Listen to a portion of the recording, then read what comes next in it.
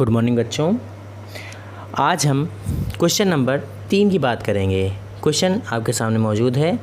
अभाज्य गुणनखंड विधि द्वारा निम्नलिखित पूर्णांकों के एचसीएफ तथा एलसीएम ज्ञात कीजिए। इसके 3 पार्ट हैं, या कह सकते हैं कि 3 प्रश्न हैं इसमें। पहला प्रश्न है 12, 15 और 21, 12, 15, 21, जिसका हमको क्या करना है, अभाज्य गुणनखंड विधि द्वारा एचसीएफ और एलसीएम ज्ञात करना है। दूसरा 17, 23 तथा 29, और तीसरा है 8, 9 और 25। सबसे पहले हम पहले क्वेश्चन की बात करते हैं, यानी कि 12, 15 और 21। पिछले वीडियो की तरह ही इस बार भी हम क्या करेंगे, तीनों संख्याओं का अलग अलग अभाज्य गुणनखंड हम ज्ञात करेंगे। 12 जो कि छोटी संख्या है, तो हम आसानी से कह सकते हैं इसका गुणनखंड क्या होगा, 2 × 2 × 3, यानी 2 दूनी 4, 4 तिहाई 12। ठीक, इसी तरह से 15 का देखिए, 15 का केवल 2 ही रहेगा, 3 × 5 यानी कि 5 तिहाई 15, और 21 का भी 3 × 7 यानी कि 7 × 21। अब देखते हैं इनमें कॉमन क्या हो रहा है। देखिए 3 यहाँ पर भी मौजूद है, 3 यहाँ पर भी और 3 यहाँ पर भी है।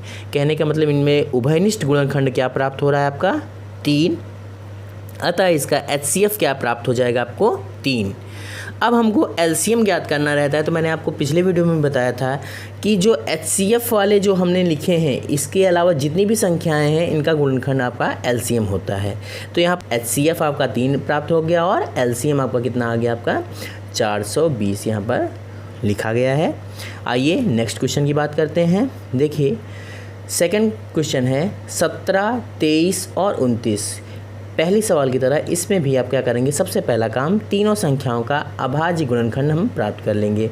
17 जो कि अभाज्य संख्या है, तो 17 का केवल एक टर्म आएगा, एक इसलिए ले रहे हैं कि अगर मान लीजिए इस सवाल में भी अगर कोई भी कॉमन नहीं होता तो 0 नहीं लेंगे एचसीएफ, यहाँ पर क्या ले लेंगे आप, 1।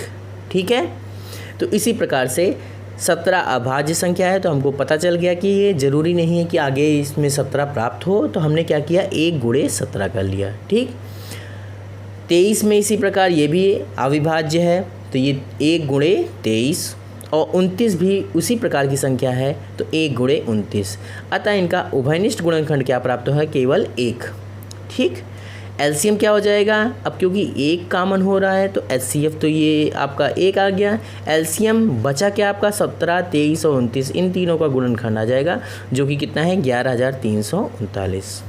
ठीक, अगला देखिए लास्ट 8, 9 और 25। यहाँ पर देखिए 8 के उभयनिष्ठ अभाज्य गुणनखंड क्या हो जाएंगे आपके, 2 दूनी 4, 2 × 2 × 2, जैसा कि हम जानते हैं।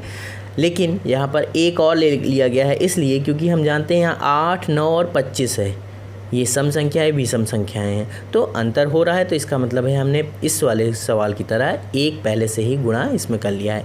1 में किसी भी संख्या से गुणा किसी भी संख्या में 1 से गुणा करेंगे तो उसके मान में परिवर्तन नहीं होता है। तो 8 का गुणनखंड क्या हो गया, 1 × 2 × 2 × 2। 9 का 1 × 3 × 3, और 25 का हो जाएगा 1 × 5 × 5। कोई भी संख्या इसमें कॉमन नहीं हो रही सिवाय 1 के, तो इसका उभयनिष्ठ गुणनखंड 1 प्राप्त हो गया।